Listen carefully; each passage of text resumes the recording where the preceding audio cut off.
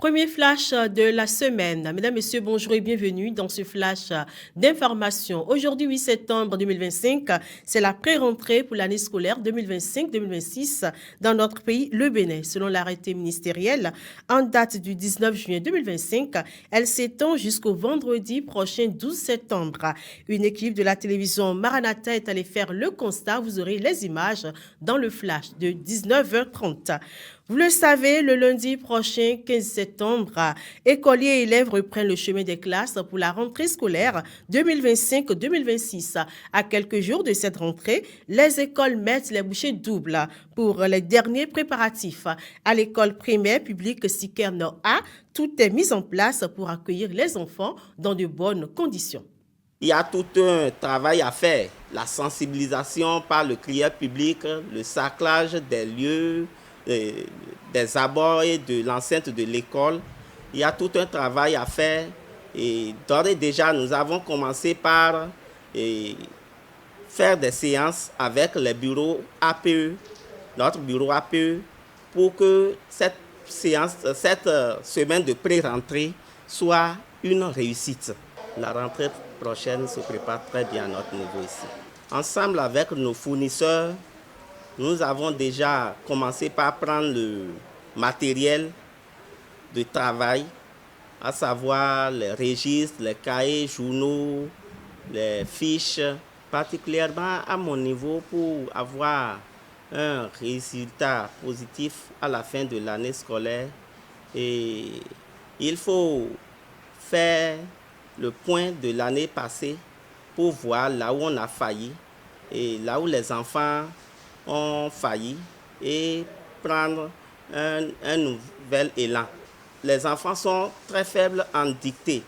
Il faut que nous commencions dès ce jour à encadrer les enfants des classes des CIEM en dictée pour rehausser un peu le niveau d'études en dictée.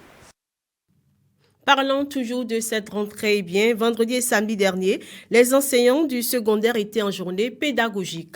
La ministre des enseignements secondaires, techniques et de la formation professionnelle, Véronique Toinfodé, a sillonné vendredi les départements du Zou, notamment les villes de Boycon et d'Arbomé. Cette visite entre dans le cadre de ces journées pédagogiques nationales. La ministre a tenu à s'entretenir directement avec les enseignants du secondaire général, de l'enseignement technique et de la formation professionnelle dans un esprit de concertation ouverte. Elle a mis en lumière l'importance capitale des enseignants comme piliers du système éducatif. Véronique Toinfodé les a aussi invités à maintenir leur engagement dans la mise en œuvre des réformes structurelles. Et on va rester avec la ministre. Ce lundi 8 septembre 2025, c'est également la journée internationale de l'alphabétisation. Le thème retenu cette année par l'UNESCO est promouvoir l'alphabétisation à l'ère numérique. Ce thème, d'après le message délivré à l'occasion par la ministre des Enseignements secondaires, techniques et de la formation professionnelle, Véronique Toinfodé-Mewanou, nous interpelle sur une réalité incontournable. L'alphabétisation du XXIe siècle ne peut plus se limiter au savoir lire et écrire, doit aller de pair avec la capacité d'utiliser un smartphone, de naviguer sur Internet, d'accéder aux services administratifs en ligne, d'échanger par courrier électronique ou encore de tirer parti des opportunités économiques qu'offrent les plateformes digitales. La ministre a également saisi l'occasion pour rappeler les réformes majeures entreprises par le Bénin sous l'impulsion du chef de l'État Patrice Talon dans ce domaine. Elle a invité chaque Béninoise et chaque Béninois à se mobiliser derrière les initiatives du gouvernement. A rappelé que la Journée internationale de l'alphabétisation a été instituée en 1965 par l'UNESCO. Elle offre l'occasion, chaque 8 septembre, de réaffirmer l'importance de l'alphabétisation comme droit fondamental, facteur de dignité humaine et levier de développement durable. À la date de ce dimanche 7 septembre 2025, 140 formulaires de la fiche de parrainage ont été retirés. 99 députés de l'Assemblée nationale et 41 maires ont déjà pris les dites fiches. Il faut dire que 186 élus au total sont attendus à la Sénat, Commission électorale nationale autonome. Le retrait des fiches de parrainage se poursuit jusqu'au vendredi 12 septembre prochain. C'est la date de clôture. clôture officielle.